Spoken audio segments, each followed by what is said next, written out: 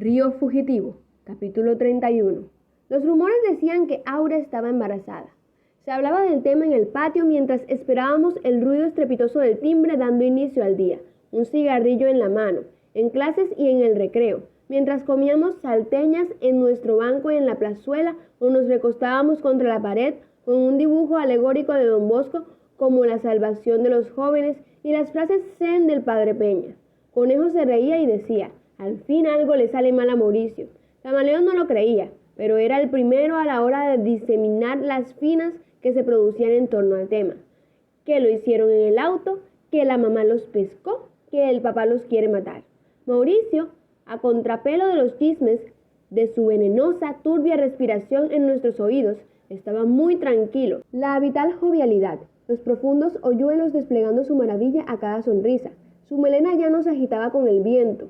La tenía amarrada con un elástico negro en una concisa cola de caballo. Un cuello de cisne, hubiera dicho Darío.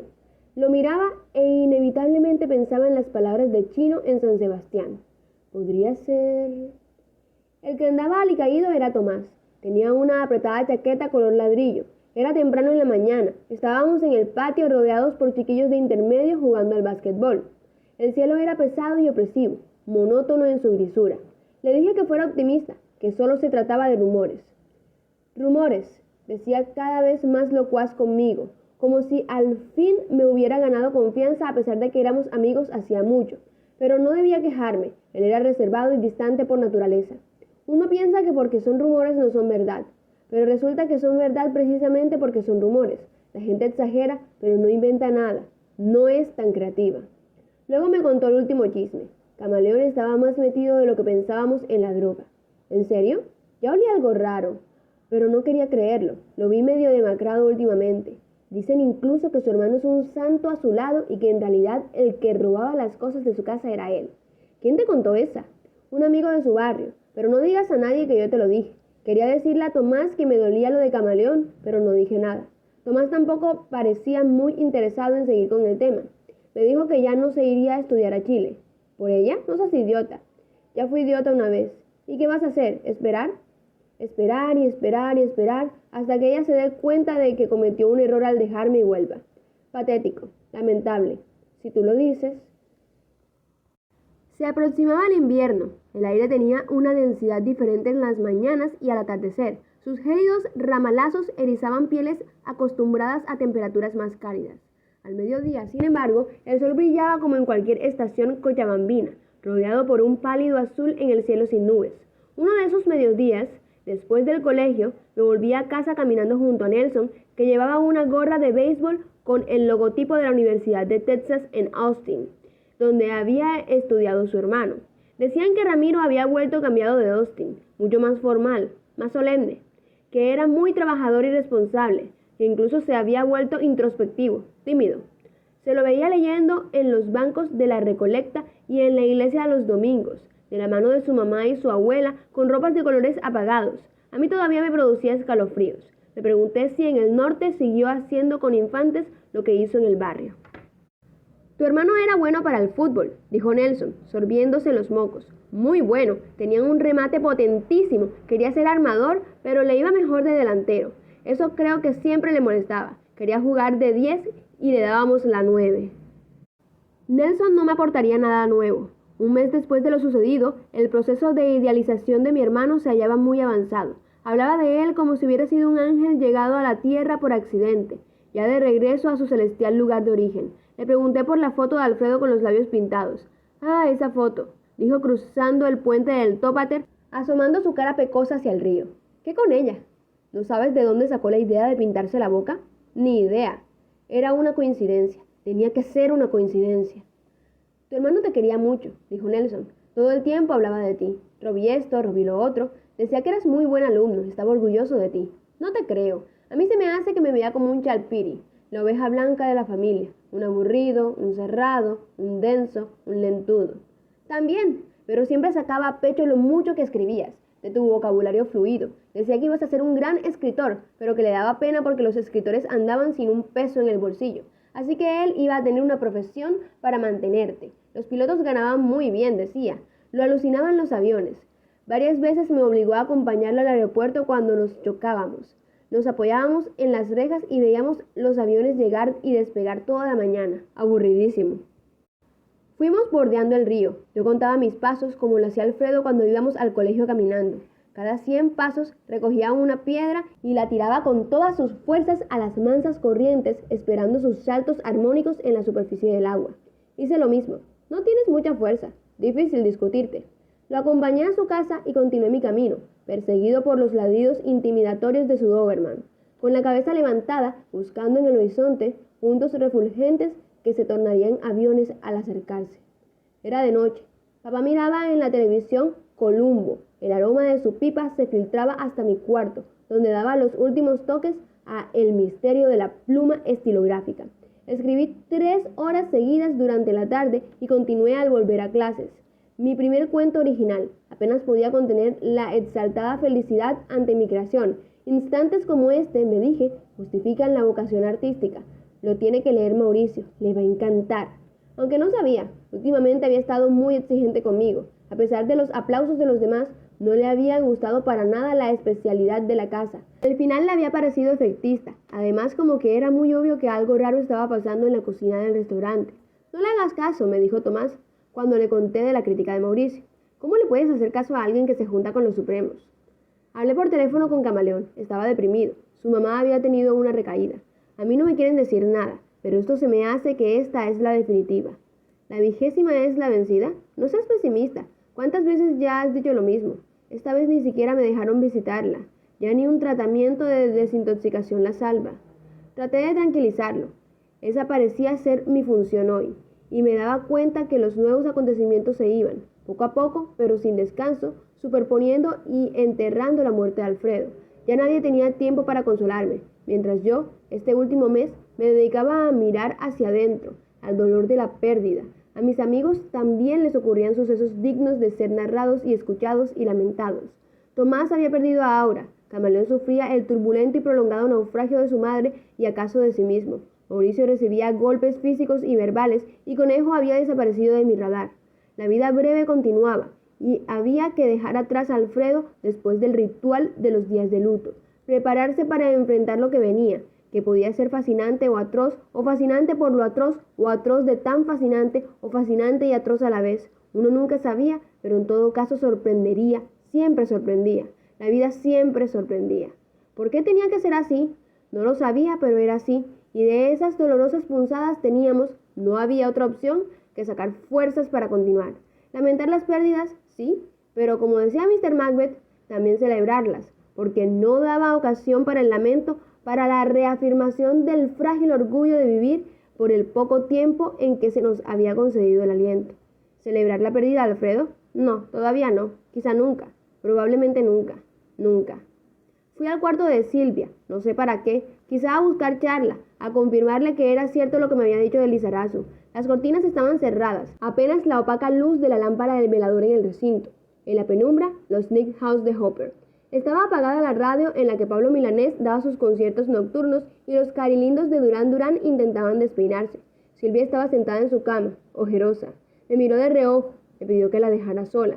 Esta tarde se peleó con papá. La encontró dormida al llegar de sorpresa de su oficina y gritó que no era posible. Una chica de su edad no podía estar tirada en la cama como si no tuviera nada que hacer, y menos a una hora que estamos sin empleada y hay tanto que limpiar. Estaba escribiendo en su diario, su mano torcida manchándose de tinta al arrastrarse sobre las letras. Era zurda, y el hecho de que ese día hubiera vuelto a escribir decía más que cualquier otro hecho del regreso de la rutina en nuestras vidas. Una rutina en la que había que aprender a convivir con un dolor sumergido que de tiempo en tiempo saldría a la superficie, pero rutina al fin. Solo te quería hacer una pregunta, balbuceé. Dejó de escribir. Pensé en lo mucho que me molestaba cuando estaba escribiendo y me interrumpían. No, nada. Si tú lo dices, Silvia volvió a su diario. ¿Eso es todo? ¿Qué más quieres? ¿No te pica saber qué te quería preguntar? ¿La verdad? Mamá era mi último refugio. Ella siempre estaba ahí para mí, para que yo pudiera regresar después de mi deambular por tierras inhóspitas. Echada en su cama, miraba la tele con concentración, una crema para las arrugas cubriéndole el rostro, un intolerable olor a plata podrida. Los aretes, pulseras y collares que había usado en el día estaban sobre el velador. al lado de una caja de Kleenex. Había una vela encendida al lado del San Martín de Porres. Toqué la estatuilla de yeso del santo. El sonido reverberó en su oquedad interior. Tu nueva crema huele a podrido, dije, echándome a su lado. Es brasilera. Las americanas están muy caras. Francamente no tuve coraje. ¿Has ido a la cancha? Todo lo de la cancha es paraguayo. Compras un champú o un dentrífico americanos y son como agua. Mejor pagas un poco más y te vas a lo seguro. Las brasileras son un mal menor. Se me vino a la mente la imagen de la tumba de Alfredo, la simple lápida de mármol blanco sobre la que descansaba un florero con frescos jazmines del cielo. Trataba de visitarla al menos una vez por semana. El último domingo había ido con toda la familia como si se tratara de un paseo campestre. Un rato de esos, Silvia se perdió con unos jazmines en la mano. Supuse que se había escabullido a visitar la tumba de su padre, que no quería que papá la viera. Absurda preocupación. Extraño a Alfredo. Me acarició la cabeza, me dio un beso en la mejilla, oprimió con fuerza mi mano izquierda. No digas eso. ¿Qué tiene de malo? No quiero pensar en eso. Estoy tan cansada, suspiró. Muy cansada. Yo también. Te quiero mucho, mamá. Yo te amo, te adoro. Silencio. ¿Cómo era tu primer esposo? ¿Qué pregunta? Simple curiosidad. Muy buena persona. Era como mi papá, mucho mayor que yo. Una historia rara. Yo estaba enamoradísima de un chico que se fue a la Argentina a estudiar medicina. Éramos novios y todo. Víctor. Un día después de 2 años de estar con él a distancia, de escribirle cartas como descosida, me cansé de esperarlo y punto. Se me fue de la noche a la mañana y ya no aguantaba vivir en mi casa. Mi mamá, Dios la tenga en su gloria, era una cascarrabias. Me pegaba cada rato, me hacía la vida imposible. Decía que yo era una coqueta de marca mayor, que solo me interesaban los chicos, que debía esperarlo a Víctor sentadita como en misa, sin ir a fiestas, sin salir de la plaza a charlar con mis amigos. Debo reconocer que era una coqueta, pero no era la mala. Eran cosas de mi carácter. Aún ahora tu papá se muere de celos cuando vamos a una fiesta. Dice que sonrío mucho a los hombres, que les doy ideas. ¿Y qué pasó con tu esposo? Nada, para que veas lo que me interesa. Lo conocí, nos casamos, nació Silvia. Eso era lo único que nos unía. Él me aburría como una ostra. Cuando pasó lo que pasó, yo estaba pensando seriamente en pedirle el divorcio. Pero tienes una foto suya en el velador. Hizo una pausa, se mordió los labios. Nada especial, dijo tomando el portarretrato entre sus manos. Ni me va ni me viene, es solo para pincharlo a tu papá. Qué decepción, pensé que había toda una historia trágica y romanticona por detrás. Me quedé en silencio, divagando, escuchando aullidos de Hércules en el jardín. Recordé las palabras de Chino. Mauricio, Mauricio era la clave. ¿Qué fue eso? Un aullido, dijo el padre Tejada. Es el collie que se compró el padre Fabricio. Lo tiene amarrado en el jardín. Pobre animal. La oficina de Tejada tenía las cortinas de corridas y las ventanas abiertas. Desde allí se podía leer en las paredes de las casas del vecindario los insultos a Belloni. Había un bonsái que no había visto antes, un par de cajas envueltas en papel de regalo. Eran los obsequios que habían comenzado a llegar. Apenas se hizo oficial que Tejada se iba del colegio a fin de mes, a principios de las vacaciones de invierno. Era curioso, los padres de familia eran los que más se habían quejado a Belloni del comportamiento moderno de Tejada, pero a la vez eran los que más lo querían, al menos los de mi curso, que reconocían haberse vuelto a acercar a la iglesia gracias a él. Los curas en general, tan solemnes y tan distantes, tan dispuestos a ofrecernos el infierno si disfrutábamos de la vida y si nos emborrábamos o comíamos con gula o teníamos placeres carnales. Y no era solo de obra, uno podía también pecar de pensamiento, palabra u omisión. Para ellos uno podía pecar de todo. Con Tejada, en cambio, en las kermeses y las peñas y las convivencias familiares en Fátima, uno podía con confianza acercarse a ofrecerle una tútuma de chicha y brindar con él, seco hasta ver a Jesucristo. Fuimos buenos pupilos suyos, pienso. Y se me ocurrió por primera vez que acaso Belloni tenía razón. Los excesos de la promoción comenzaron 3 años atrás, en primero medio, cuando Tejada nos hizo perder el miedo al castigo divino. Fuimos malos pupilos. Confundimos el sano disfrutar de la vida con el más completo y desinhibido libertinaje. Le fallamos y ahora él se iba. Tejada lucía tranquilo, un aire anticuado o anacrónico gracias a su sotana negra. Tenía un bautismo en pocos minutos. No estaba acostumbrado a verlo en uniforme de trabajo. Una curita en la mejilla derecha, un corte al afeitarse. Sus mostachos se me antojaron un manubrio colocado al revés en esa inmensa cara rectangular. Dicen que San Francisco es muy lindo. Así es, Robbie, dijo con la voz resignada. Lo hecho está, y no hay vuelta que darle. Desaprobaba esa filosofía personal. Lo hecho no estaba hecho, siempre había una vuelta que darle. Había sido muchas veces como él, un testigo del desfile, un neutral observador predispuesto a aceptar los incomprensibles, desaforados sucesos a mi alrededor. Alfredo, irónicamente, o quizá no tanto, me había permitido salir de mi terco caparazón. Había que practicar el arte de la paradoja y, a la vez, aceptar la realidad y rebelarse contra esta, buscar el difícil equilibrio entre la asunción de lo que no se podía cambiar y el coraje de luchar por lo que sí se podía. Aún inventando argumentos, dejándome confundir en el bosque de pistas, yo había logrado sacarme los lentes, la opaca montura de Carey, para ver y equivocarme por mí mismo. Padre, usted debía hacer lo mismo, continuar su inicial rebeldía, arrojar el guante en la enjuta mejilla de Beloni, luchar hasta el final por lo que creía justo, aunque no lo fuera, por más que ello significara renunciar a los salesianos y a la iglesia. Ya se me hizo tarde, dijo. Sin mí no hay bautizo. La pobre guagua va a pescar un resfriado esperándome. ¿En qué piensas? Te noto muy callado últimamente. En nada, padre, en nada. Tantas veces al día respondía a la gente que pensaba en nada. Parejas que estaban juntas un mes o 30 años. Oficinistas que dejaban escapar su fantasía en bancos desabridos y recibían un llamado de atención de sus jefes. Alumnos sorprendidos por sus profesores de matemáticas o historia en cierta estratosfera mental a la que nadie llegaba.